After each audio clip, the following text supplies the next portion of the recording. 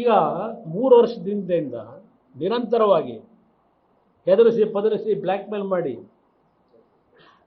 ಈ ಹೆಣ್ಣುಮಗಳ ಮೇಲೆ ಅತ್ಯಾಚಾರ ಮಾಡಿದರೆ ಪ್ರಾಚಾರಕ್ಕೆ ಯಾಕೆ ಹೋದ್ಲು ಹೆಣ್ಣುಮಗಳು?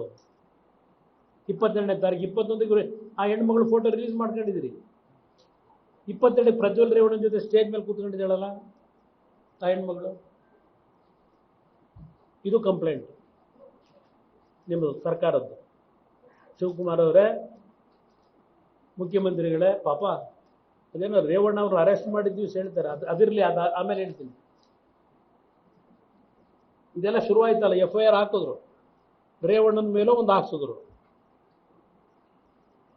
ಈ ಕ್ಷಣದವರೆಗೆ ರೇವಣ್ಣ ಅವ್ರ ಪಾರ್ಟ್ ಮಾತ್ರ ನಾನು ಹೇಳ್ತಾ ಇದ್ದೇನೆ.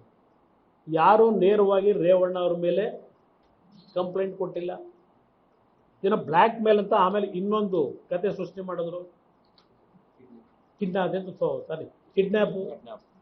ಕಿಡ್ನಾಪ್ ಅಂತ ಸೃಷ್ಟಿ ಮಾಡ್ಕೊಂಡ್ರು.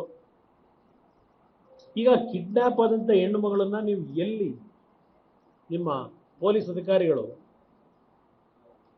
ಮಾಜಾರು ಮಾಡಿ ಹೆಣ್ಣು ಮಗಳನ್ನ ಎಲ್ಲಿಂದ ಕರ್ಕೊಂಬಂದ್ರಿ? ಅವತ್ತು ಬೇಲ್ಗೆ ಹಾಕೊಂಡಾಗ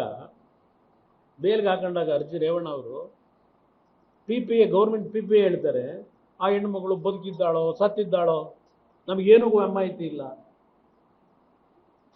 ಜಡ್ಜ್ ಮುಂದೆ ಹೇಳ್ತಕ್ಕಂಥ ಪದಗಳು ಬದುಕಿದ್ದಾಳೋ ಸತ್ತಿದ್ದಾಳೋ ಅಂತಕ್ಕಂಥ ಪದ ಬಳಕೆ ಮಾಡಿದ್ರು. ಈ ಹೆಣ್ಣು ಮಗಳನ್ನ ನೀವು ಎಲ್ಲಿ ಫೈಂಡ್ ಔಟ್ ಮಾಡಿದ್ರಿ? ಹೆಣ್ಣು ಮಗಳನ್ನ ಯಾರು ಪ್ರಥಮವಾಗಿ ಕರ್ಕೊಂಬಂದ್ರಿ? ತೋಟದ ಮನೆ ಅಂತ ಟಿವಿಲಿ ನೀವೆಲ್ಲ ತೋರಿಸಿದ್ರಿ ಅಲ್ವಾ? ಅದ್ಯಾವುದೋ ಎಂಥ ಊರು, ಕಾಳೆನಹಳ್ಳಿ ತೋಟದ ಮನೆ ಅಂತ ಹೇಳ್ಕೊಂಡಿದ್ದೀರಿ. ತೋಟದ ಮನೆ ಅಂತ ಹೇಳಿ ಅದು ಒಂದು ದೊಡ್ಡ ಕಥೆ ಈಗ ಇರಲಿ, ಅದೆಲ್ಲ ಈಗ ನಾನು ಮಾತಾಡಲ್ಲ. ತೋಟದ ಮನೆಯಿಂದ ಕರ್ಕೊಂಬಂದು ತೋಟದ ಮನೆಯಲ್ಲಿ ಮಾಜಾರ ಮಾಡಿದ್ದೀರಾ? 24 ಗಂಟೆ ಅಲ್ಲ, 30-35 ಗಂಟೆ ಕಾಲ ನಿಮ್ಮ ಆಫೀಸಲ್ಲಿ ಕೂರಿಸ್ಕೊಂಡ್ರಿ ಹೆಣ್ಮಗಳು ಕರ್ಕೊಂಬಂದು. 1.5 ದಿವಸ ಆದರೂ ಹೆಣ್ಣುಮಗಳು ಹೇಳಿಕೆ ಕೊಡಲಿಲ್ವ ನಿಮಗೆ? 2 ದಿನ ಹೆಚ್ಚು ಕಡಿಮೆ. ಇವತ್ತವರೆಗೂ ಜಡ್ಜ್ ಮುಂದೆ ಪ್ರೊಡ್ಯೂಸ್ ಮಾಡಿಲ್ಲ ಆ ಹೆಣ್ಮಗಳನ್ನ. ಏನಕ್ಕೆ 2 ದಿನ ಆದರೂ ನೀವು ಜಡ್ಜ್ ಮುಂದೆ ಪ್ರೊಡ್ಯೂಸ್ ಮಾಡಿಲ್ಲ? ಆಮೇಲೆ ಅಲ್ಲಿ ಯಾರನ್ನು ಕರೆಸ್ಕೊಂಡು ಒತ್ತಡಗಳು ಹೆಂಗೆ ಹಾಕೊಂಡಿದ್ದೀರಿ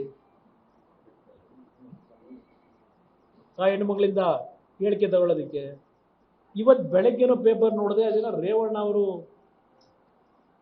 ನಾವು ಹೇಳ್ದಂಗೆ ಕೇಳ್ತಾ ಇಲ್ಲ, ನಮಗೆ ಸಹಕಾರ ಕೊಡ್ತಿಲ್ಲ ಅಂತ ಇವತ್ತು ಒಂದೇನೋ ಮಾಹಿತಿ ಸೋರಿಕೆ ಮಾಡಿದ್ದೀರಿ SIT ಇಂದ. ನೀವು ಹೇಳ್ದಂಗೆ ರೇವಣ್ಣ ಅವ್ರು ಬರ್ಕೊಡ್ಬೇಕಾ?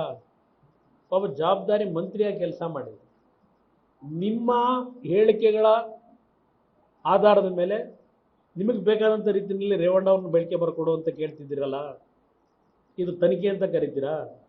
ಅದಕ್ಕೆ ಹೇಳಿದ್ದು, ಇದು ಶಿವಕುಮಾರ್ ಇನ್ವೆಸ್ಟಿಗೇಷನ್ ತನಿಖೆನೋ ಸಿದ್ದರಾಮಯ್ಯ ಇನ್ವೆಸ್ಟಿಗೇಷನ್ ತನಿಖೆನೋ ಅಂತೇಳಿ.